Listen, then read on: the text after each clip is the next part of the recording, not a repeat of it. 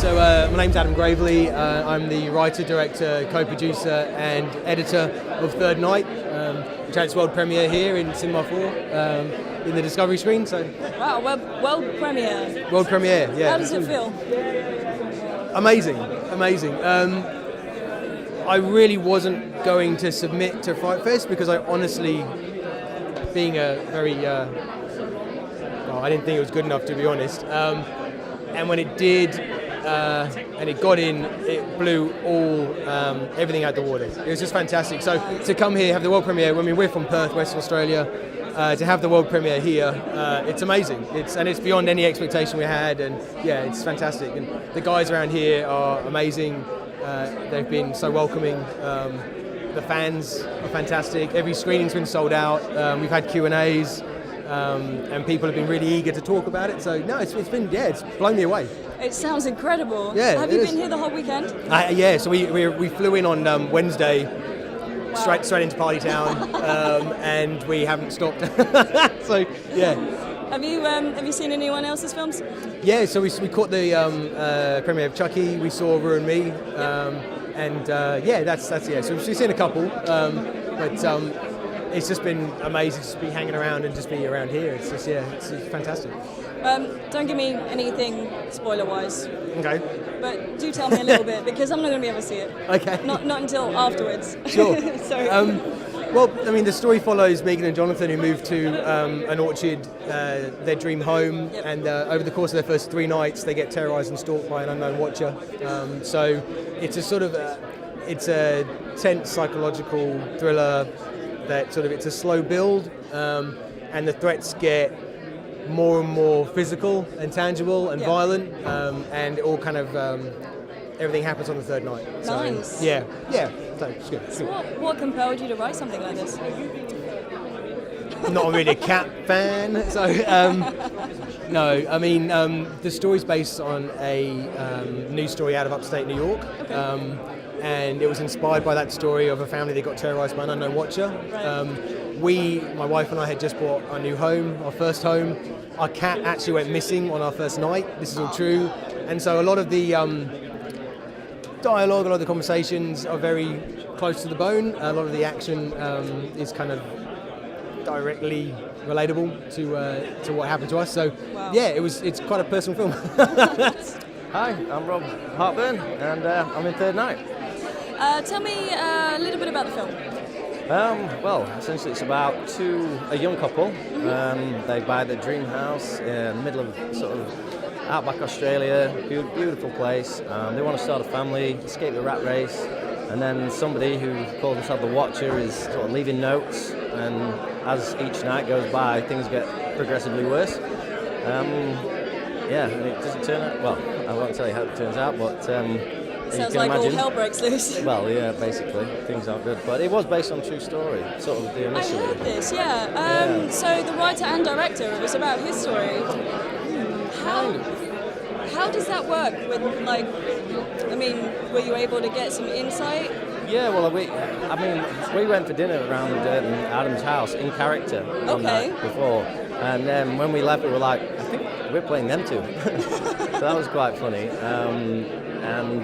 He wrote the story in a matter of weeks. It was a news report of a couple who bought a house in America, upstate New York, and they were getting all these notes, and it really got quite bad for them. So he saw the story, changed it so he didn't get sued, a little bit, just enough, and then he essentially wrote it sort of in 3 or 4 weeks after that, and then that was it. In a few months we were filming, so it's crazy. Are you happy with the outcome of it? Do you think you might have told their story with the hats off? I hope so. Everybody seems to think so, but as an actor, I was only acting probably 6 months before we started filming. Wow. Having acting lessons and stuff, so to get this was just amazing. Yeah. And it was quite scary really, because you think, I hope I do a good enough job, and everyone seems to like it, so fingers crossed. Oh, I look forward to watching it. Yeah. Do you think you're going to be returning to horror films? I would. I really enjoyed that. I never really watched much horror before, and since third night, I've started to really enjoy it. So seeing what other people are doing and stuff, yeah. Started to get into it. Yeah. Do you like horror? I love horror. Yeah, Of course, I love horror. Yeah, of course you do. Hi. Do you want to introduce yourself to FrightFest? Yes, hi FrightFest. My name is Jesse McGinn. I'm all the way from Australia and I'm experiencing my first FrightFest here in London with Third Night. Wow, Third Night. Tell me a little bit about it. So it's basically centred around a young Australian couple that moved to an orchard. They would like to start a fresh life. Megan, my character, is trying to conceive a baby, and they think that the world is absolutely at their feet until it crumbles beneath them. Unfolding of really unfortunate, horrible, terrifying events that occur over the course of 3 nights. Wow. In a nutshell. It sounds harrowing. Yeah, so it's a bit heartbreaking. So horror, is this your genre or are you new to it? I'm very new to it actually. I was actually just saying to the guys earlier, Chucky about a good solid 15 years ago pretty much scared me away from horror until I filmed Third Night, and then I'm at the same festival as one of the Chucky films. So yeah, Wow. Very new to it. What are the odds, huh? I know. Do you think you're going to be returning to horror? You know what? I think being here in London and being at FrightFest and seeing, the support that the genre creates and attracts is just incredible. And I think that in itself inspires me to return to horror, because there's just such a fantastic fan base and people that really appreciate the genre. So I would love to be involved in another horror for sure. I say that now. This is on camera, right? I think a lot of people will be excited that you said that. Yeah, no, it's been awesome. So this is a serious, pretty mindful role. Is there anything specifically that you need to do off stage to be able to then prepare for something as heavy as this? I think every actor has their own techniques and takes something away from their training. Everyone's different. For me personally, there were some really heavy scenes in this, of course, and some scenes that I couldn't really relate to from personal experience. I won't give away any spoilers, I almost did. Please don't. However, I think it's the preparation for me is the most important, and prior to actually being on set with the script, you should see my script. It's just covered in notes, and also the discussions that I had with Adam along the way. He was so supportive, especially in those really heavy scenes, the emotional scenes or the traumatic scenes. We would go into a separate room just away from the rest of the crew, just to have a bit of space and be able to get into that, I suppose, that headspace as well.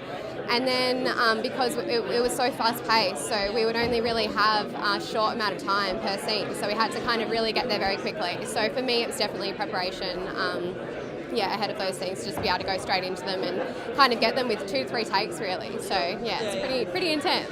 Wow. You've already seen the movie, obviously.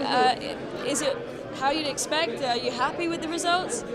I'm incredibly happy with the results. It's for something, I think it's ended up being a lot bigger and better than any of us expected, and we were all worked really hard on it, of course, and Adam especially. He's just something else. He's incredible. But I think you can read the script 1,000 times, and of course I was there for most of the scenes, and seeing the final thing come together, there's always little nuances that you didn't expect, and I kind of would turn to Adam and say, were you always planning that? Like, I don't remember seeing that in the script. And he's like, yeah. Oh, okay, clever. So yeah, there's always little surprises, and I think it turned out really well. I'm really proud of it, and I'm really proud of everybody that's been involved in that.